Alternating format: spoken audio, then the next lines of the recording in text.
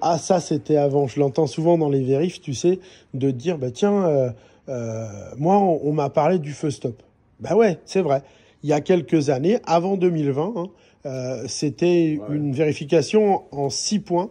On parlait moins de notre équipement personnel, mais par contre, on allait par exemple, comme tu l'as dit, hein, on mettait le contact et on vérifiait le bon fonctionnement, par exemple, du feu de position.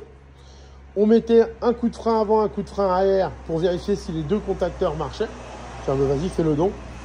Tu vois ouais, voilà, tu peux te mettre devant. Et tu vois, on mettait une main derrière, une main sur le frein. Et tu vois, avec la main, on vérifiait. On lui disait à l'époque qu'on vérifiait aussi la bonne présence du catadiop.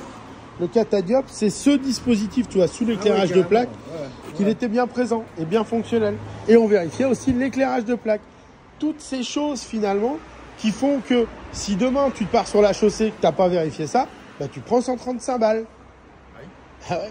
Et on part du principe aujourd'hui que ça se fait dans le cadre du code. Vous devez le savoir en cadre du code. Mais honnêtement, le code, c'est vrai que quand c'est un peu intense, on passe des fois un peu à côté. Je me rappelle aussi, on parlait à l'époque d'un truc qui était hyper intéressant, les différents types de transmission, par exemple. Ah ouais. Ah oui. À l'époque, on était capable de dire, l'élève était capable de dire, alors, on a eu 2 temps, hein, mais le premier temps, c'était vérification de la transmission. Alors ici, c'est une transmission par chaîne, donc on vérifie le graissage et l'amplitude, d'accord ? Et on vérifiait sur le bras oscillant l'amplitude, et on vérifiait l'usure de la chaîne. Alors pour vérifier l'amplitude, tout est marqué, hein, ce que je te dis, c'est pas du flan, hein. Tout est marqué là, tu vois ? Là, excuse-moi, là, hop, on vérifie l'amplitude de la chaîne. Là. Et puis pour l'usure, tu vois, on prenait l'arrière ici, on tirait très fort. Et si on arrivait à découvrir le creux d'une des dents de la couronne, bah, c'était que le petit chaîne était fatigué. Et il fallait le changer. Si ça, tu vois, quand je te fais ça, tu me dis, ah oui, quand même, mais c'était normal. Ouais. Et on le disait, parce qu'il fallait quand même qu'on ait de la bouteille et qu'on ait du contenu. Et on expliquait aux élèves qu'il existait 3 autres types de transmission. La transmission par cardan, que tu vas retrouver. Les plus connus, c'est BMW. Il y en a d'autres qui utilisent aussi cette technologie. Très fiable, très costaud, à laquelle il faut faire quelques entretiens. Par exemple, les soufflets de cardan qui ont tendance à s'user avec l'avancée, le poids des années. Mais on a retrouvé des motos dans les fermes, des Allemands, qui avaient déjà à l'époque sur leur bécane des transmissions à cardan qui marchaient encore très très bien plus de 60 ans plus tard. Donc tu vois, c'est très fiable. Et puis le dernier point, quand on a fait le cardan, qu'on a fait la chaîne, qu'est-ce qui reste d'autre comme type de transmission ? Courroie. Eh ouais, chez Harley-Davidson, la courroie. Alors là, pour le coup, la courroie, on est dans l'extrême opposé en termes de fiabilité et de longévité. Ouais. Si c'est bien entretenu, ça tient dans le temps. Mais c'est vrai que ça s'effrite vite. Hein. Là, pour le coup, bon. Mais on le sait. Donc on sait qu'on emmène une courroie d'avance. Je dis pas que c'est facile à changer, mais ça se fait. D'accord ? Ouais. Par contre, attention, les gens qui roulent tout le temps avec des BMW, c'est pas dit que c'était pas fiable, mais on sait que dans le temps, ça s'usera plus vite.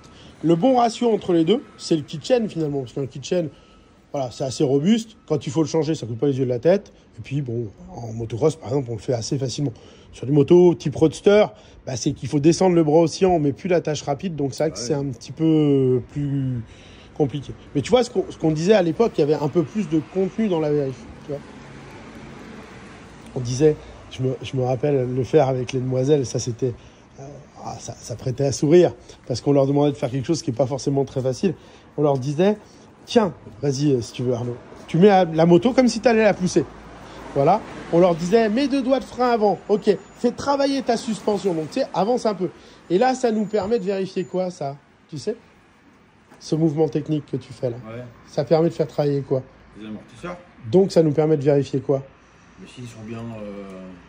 S'ils sont bien souples, que tu es bien sur la moto. S'ils sont bien fermes. Non, c'est pas ça. Ça pourrait, mais c'est pas ça.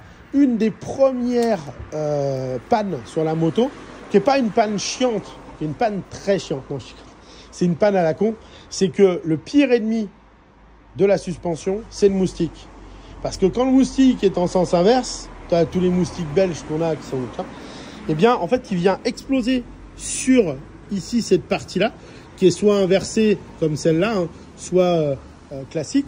Et donc, en fait, quand le moustique casse, enfin, meurt là-dessus, à l'intérieur, il devient dur, tu sais, ce liquide qui nous met dans la peau, là, qui est urticant, eh bien, il vient sécher, il devient dur, et en fait, il arrive à sectionner, par la répétition des frottements, le joint spi.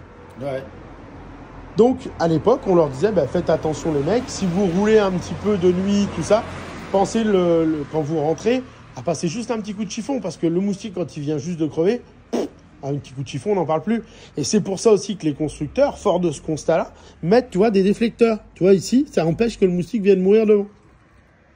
Et sur les motos un peu plus anciennes, où on est sur des tubes de fourche classiques, on mettait un petit retour en plastique de l'amplitude de la suspension, tu vois. Et ça participait, si tu veux, à la vérification qu'on avait à faire à l'époque. Ouais. Bon, allez, j'en ai plus.